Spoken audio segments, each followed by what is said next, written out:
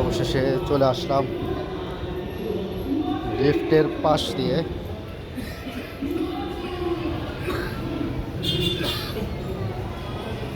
ওই যে মাদ্রাসার খেলাধুলা, এগুলো একটা সময় আমরা কত খেলেছি। মাদ্রাসার মধ্যে টেনিস বল দিয়ে ফুটবল খেলেছি, এখন তারা খেলতেছে। এই ফিল্ডগুলো শুধু তারাই বুঝবে যারা মাদ্রাসায় পড়ালেখা করেছে। ও হো, ক্যা গোলকিপার হ্যায়।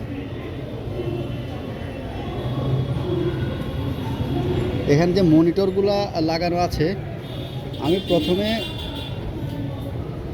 ভেবেছিলাম যে মনিটরগুলো কেন লাগিয়েছে, পরে বুঝতে পেরেছি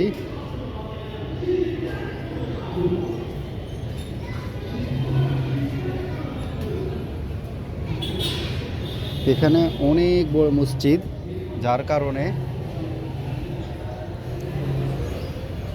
এখানে ইয়েগুলা লাগানো হয়েছে।